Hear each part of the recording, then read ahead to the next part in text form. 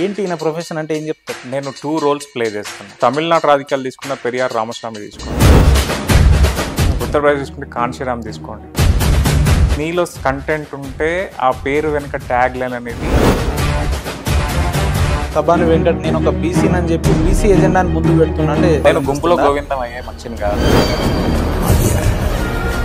కేసీఆర్ గారు సభ పెట్టిరంటే పొలం పనులు బంద్ చేసి ఆఫీస్ లీవ్లు పెట్టుకుని ఉద్యమానికి నాయకత్వం వహించడం ఆయన దగ్గరికి పోయి నిల్చున్నారు. పని వదులుకొని పోయి కూడా నువ్వు ఇన్వాల్వ్ అయినావు అంటే నీకు వ్యక్తిగతంగా నచ్చింది ఆ పని. తీర్మార్ మల్లన్న అంటారు పరిచయమా విన్నారా పేరు ఎప్పుడన్నా? వ్యక్తిగతంగా కాదు కానీ ఓకే నేనే ముఖ్యమంత్రి అవుతా అని చెప్పి ఆ వ్యక్తి తిరుగుతున్నా. ఫస్ట్ నీ పార్టీ నిర్మాణం జరగాలి. 50 to 60% ఎమ్మెల్యేలు ఒప్పుకుంటే నువ్వు చీఫ్ మినిస్టర్. హుజురాబాద్ బాగా స్టడీ చేసినట్టున్నారన్న, అంటే ఏ ఇయర్ నుంచి ఏమేమి జరుగుతుందని నేను చెప్పినా కదా. ఒక ప్రాంతానికి పోతే ఖచ్చితంగా నేను లీజర్ టైం దొరికితే నేను చాలా ఇన్వెస్టిగేషన్ చేస్తాను. ఇంత లగ్జరియస్ నుంచి మళ్ళీ హుజురాబాద్ కి మళ్ళీ ఆ పల్లెల్లో వెళ్ళి లేదంటే మళ్ళీ ఆ ఎండలో వానలో ఎందుకు వెళ్ళాలనిపిస్తుంది? అలాంటి ఆలోచనలు వెంకట్ గారికి ఎందుకు వస్తుందంటే నువ్వు చేసే స్థాయిలో ఉంది, నువ్వు చేయకపోతే ఆ స్థాయికి నువ్వు అనరు. మీకంటూ ఒక సపరేట్ ఒక గ్రూప్ ని పెట్టుకొని రోజు అందులో భజన చేస్తుంటే మీకు బాగా ఫాలోయింగ్ ఉందని మీరు అనుకుంటారా? ఎట్లా? నేను భజన నమ్మబ్బా, విమర్శన నమ్ముతాను. నేను విమర్శన మాత్రమే తీసుకుంటాను. 100కి 90 మార్కులు వచ్చి నేను క్లాస్ ఫస్ట్ వస్తేనే సమర్పడలేదు. 10 మార్కులు ఎక్కడ మిస్ అయినా. అసలు మీరు పొలిటికల్ లీడరు కాదు, ఇప్పటివరకు మీ భుజం మీద ఎలాంటి పార్టీ కండువా లేదు. నువ్వన్న 3 పార్టీల జెండాలు లేకపోవచ్చు. ఓకే, పేదోడి బతుకును మార్చే ఎజెండా ఉంది. అంటే సబాని వెంకట్ గారు రాజకీయం చేయాలనుకుంటుండా హుజురాబాద్? రాజకీయాల్లోకి యువకులు రావాలి, కొత్తదనం రావాలని కోరుకునే వ్యక్తి. మీరు ఎవరితో కొట్లాడందే మీరు పోయి ఒక ఇష్యూ మీద మాట్లాడొస్తే మరుసటి రోజు ఎమ్మెల్యే లేదు మీరు పోయి ఒక రిప్రజెంటేషన్ చేసి వస్తే నేను సీఎం గారు అపాయింట్మెంట్ కూడా అడిగాను. అన్న ఇష్యూస్ ఉన్నాయి. హుజురాబాద్ ని రాజకీయంగా మాత్రమే వాడుకున్నది ఏ పార్టీ అయినా కూడా. నేను ఇప్పటికీ అది కరాఖండిగా చెప్తాను. అది ఎంతమందికి నచ్చినా నచ్చకపోయినా కూడా. ఈ రకంగా మాట్లాడితే అనొచ్చో అనలేదో తెలియదు. అంటే మీ గురుగారు ఫీల్ అవుతారు కదా. ఎవరు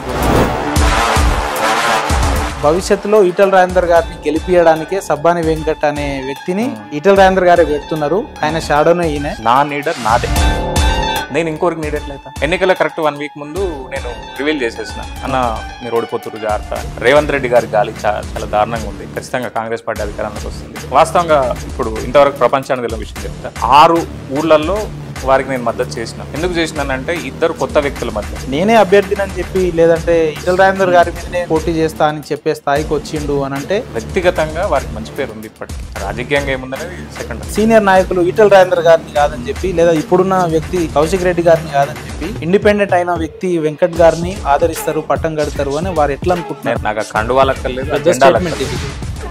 మీ ఉద్దేశంలో హుజురాబాద్ అభివృద్ధి అంటే ఏంటి? హుజురాబాద్ ఎలాంటి క్లిష్టమైన పరిస్థితిలో ఉంది? నాది ఎట్లుంటది అంటే నీతో కాదు అన్న చోటే అవుతుంది అనిపించుకోవడం నాకు అలవాటు. ఓకే, హే ఆన్ తోట ఏమైతుందిరా అన్నోడే అరే ఆన్ తోట అవుతుందిరా. సబాని వెంకట్ అనే వ్యక్తి పక్కన ఎవరు ఉంటారంటే యూత్ ఉంటది, యంగ్స్టర్లు ఉంటారు, మాస్ పీపుల్ ఉంటారు. ఆయనకు సాయిబాబు ఇష్టం, ఆయనకు వెంకటేశ్వర స్వామి ఇష్టం, ఆయనకు వినాయకుడు ఇష్టం. ఇక్కడ ఉన్న 5గురికే 5 అభిప్రాయాలు. ఒక మనిషిని చంపినా అని చెప్తున్నావు, అక్కడ కత్తి లేదు బాడీ లేదు, చంపినట్టు ఎట్లయితుంది? ఎవరో సబాని వెంకట్ అట మంచి ఎంటర్‌ప్రెన్యూర్, ఏదో 2 పైసలు ఉన్నట్టున్నాయి, ఎమ్మెల్యే తిరుగుదామని చూస్తున్నట్టున్నాడు. అబ్బా అందులో ఏముంది పెద్ద గొప్ప విషయం? నువ్వు ఇంకొకటి దగ్గర చేయందుకు చాచాలే? నేను ఎవడో తెలియదు. ఎవరిని అడిగినా కూడా ఆ మనిషి ఆయనకు ఒక తిక్కు ఉంటది, ఆయన ఎట్లనో బిహేవ్ చేస్తాడు, ఆయన ఏందో ఆయనకే అర్థం కాదు. పవన్ కళ్యాణ్ రాజకీయాలకు వచ్చినప్పుడు ఏమన్నారు? ఆయనతో అవుతుందా అన్నారు. సినిమాలు తీసి అంత ఈజీగా అవుతుందా ఆయనతో అన్నారు. 2 చోట్ల ఓడిపోయిన వ్యక్తి ఈరోజు డైరెక్ట్ డిప్యూటీ సీఎం అయ్యిండు.